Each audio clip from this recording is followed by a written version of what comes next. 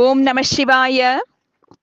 பிறகு ஸ்ரீ கிருஷ்ணர் கேசி என்னும் அரக்கனை சங்கரித்து பதரிகாசிரமத்தை அடைந்து தம் தீக்ஷா குருவான உபமன்யு முனிவரை வணங்கி நடந்தவைகளையெல்லாம் அவரிடம் விண்ணப்பித்தார்.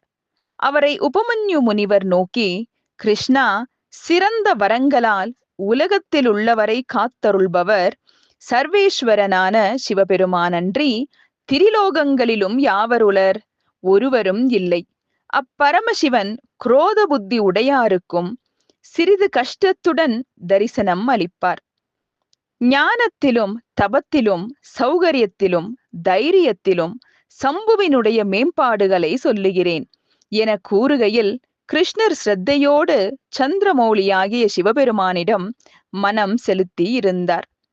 அவ்வாறிருக்கும் கண்ணனை நோக்கி உபமன்யு முனிவர் கூறலானார்.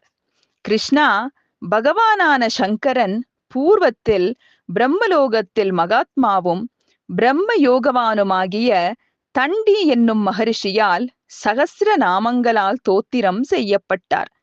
மகா விசாலமானதும் நிகண்டும் ஞான சாத்திர மூலமாகவும் அந்த தோத்திரம் சாங்கிய மதத்தர்களாகிய சிலரால் படனம் செய்யப்படுகின்றது. மானிடரோ அதை தோத்திரம் செய்ய அசக்தர்களாயிருப்பார்கள்.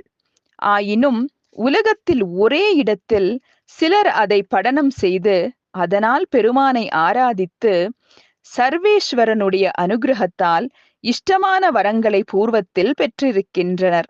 அவ்வாறு வரம் பெற்ற மகரிஷிகளில் சிலருடைய சரிதங்களையும் உனக்கு சொல்லுகிறேன் கேள். அத்திரி முனிவன் கோகர்ண சேத்திரத்தில் சர்வேஸ்வரனை நோக்கி 100 வருடம் தவம் செய்து 100 புத்திரர்களையும் அழியாத கீர்த்தியையும் பெற்று வாழ்ந்திருக்கிறான்.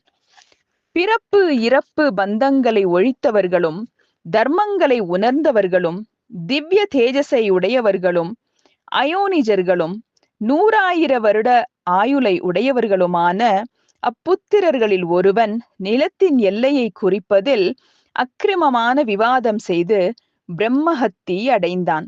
எல்லா ரிஷிகளும் அவனை பிரம்மஹத்தி செய்தவன் என்று விளக்கினார்கள்.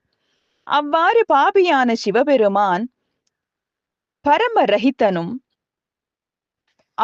பாபியானவனை சிவபெருமான் பரமரகிதனும் தேஜோவந்தனும் வேத சாஸ்திரங்களில் வல்லவனும் சிவபக்த சிரேஷ்டனுமாக செய்தார். பரசுராமன் சர்வ வியாபகரான சிவபெருமானை ஆராதித்து சத்திரியர்களால் கொல்லப்பட்ட தன் தந்தையான ஜமதக்னி முனிவரை கருதி சிவசந்நிதியில் துக்கித்து அவரது கண்ணோக்கால் மகா கடூரமான பரசு ஆயுதத்தை பெற்று 73 தரம் சத்திரிய வம்சத்தை நாசம் செய்தான்.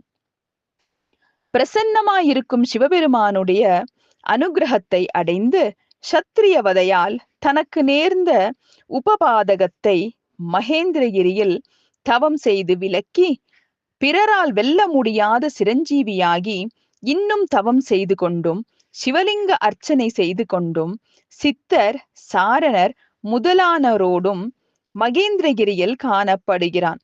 அவ்வகைய சிரஞ்சீவியான பரசுராமன் கல்பாந்தத்தில் மீண்டும் தன் வைகுண்டத்தை அடைவான். அசித முனிவருக்கு தம்பியான தேவலன் என்னும் முனிவன் முற்காலத்தில் இந்திரனால் சபிக்கப்பட்டு அஞ்ஞானத்தால் கோபமுற்று உலகத்திற்கெல்லாம் தொந்தரவு செய்ய எத்தனித்து அதர்மமான தபசை செய்து இறுதியில் இஷ்டகாமியங்களை எல்லாம் எளிதில் கொடுக்க வல்ல சிவலிங்க பூஜை செய்து நிலையான புகழையும் தர்மத்தையும் ஆயுளையும் அடைந்தான். ஓம் நம சிவாய.